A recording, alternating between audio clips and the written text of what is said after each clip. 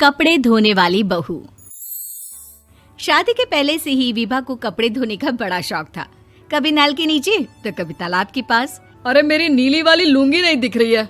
विभा की अम्मा, कहाँ रखी है लुंगी? अरे वो तो विभा ने परसों ही धोकर रखी थी आपकी अलमारी में, देखो वहीं होगी। वो ना मैंने आज धो दी, मुझे लगा कि गंदी हो गई होगी।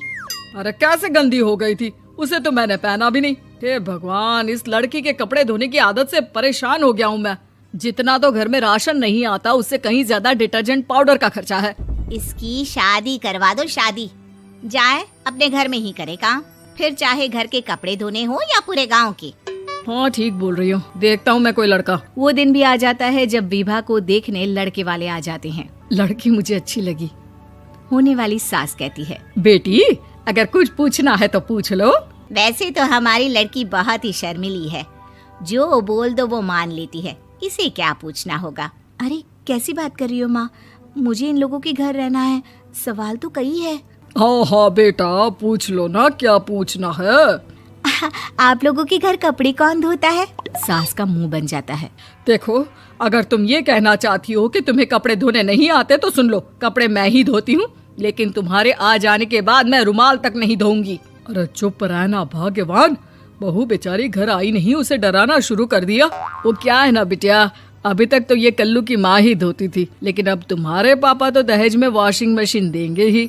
तभी विभा की माँ बोल पड़ती है, सवाल भी पूछा तो क्या। वैसे भाई साहब, मशीन की तो फिर भी कपड़े धोने की कैपेसिटी होती है। मतलब जो बिटिया दे रहे हैं ना विभा, इसे कपड़े धोने का बहुत शौक है। ये आप लोगों के क्या, आस पड़ोस गांव मोहल्ले सबके कपड़े धो दे और उफ तक ना करे।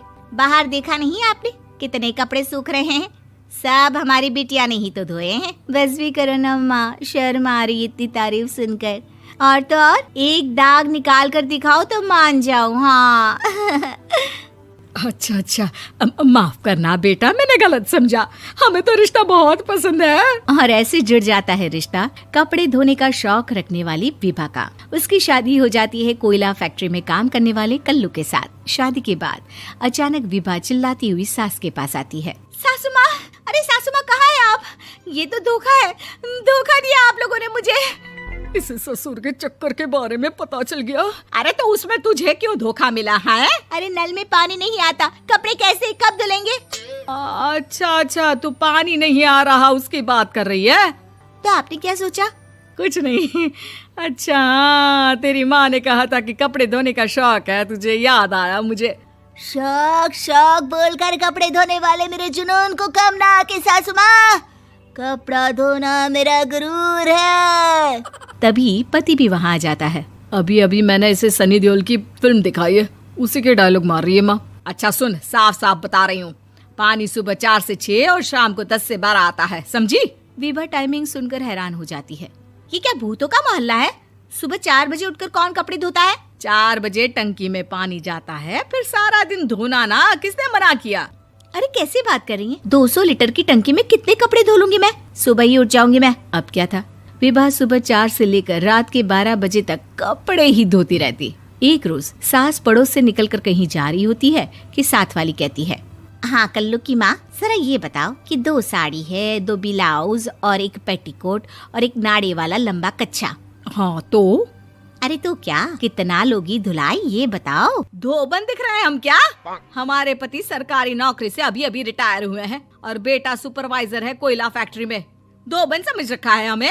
हाय रे कल्लू की अम्मा, माफ कर दो, वो तो मोहल्ले में यही सब बता रहे थे कि तुमने बहू को कपड़ा धुलवाने के काम में लगा दिया है। सास को पड़ोसन की बात सुनकर गुस्सा आ जाता है। वो घर पहुंचती है जहां घर के बाहर ही इतने सारे कपड़े सूख रहे होते हैं जितने कि किसी धोबन के घर पर। अरे ओ कल्लू की दुल्हन, बाहर निकल।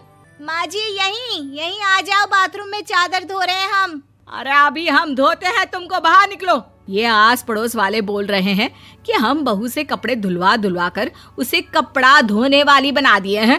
अरे छोड़ो ना माँ जी, किन लोगों की बातों में आती हो? आस पास के लोगों का तो काम ही होता है कि वो किसी तरह सास बहू को लड़ा दे। बहू सारे घर के कपड़े धोती है, ये क्या कम है? बोलिए। सास को भी लग जाता है कि वो बहू का ये सनकीपन नहीं छुड़वा सकती, इससे अच्छा है कि खुद ही चुप हो जाए।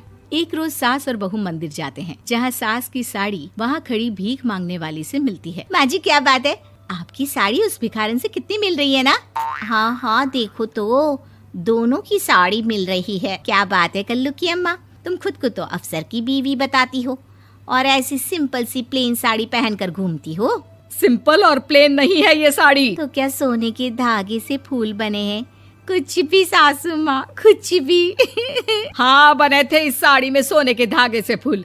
मेरे पति लेकर आए थे मद्रास से स्पेशली मेरे लिए 10,000 की। है भाई साहब इस भिखारन के लिए भी सेम टू सेम साड़ी लेकर आए होंगे 10,000 की।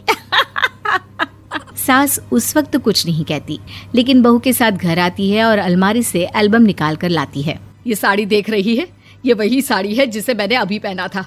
इस साड़ी में ये जो चमकदार फूल दिख रहे हैं ना, ये सोने के धागों से काढ़े गए हैं। लेकिन तू लोकल वॉशिंग मशीन ब्रश से घिस घिस कर सारे फूलों को निकाल कर साड़ी प्लेन कर दी।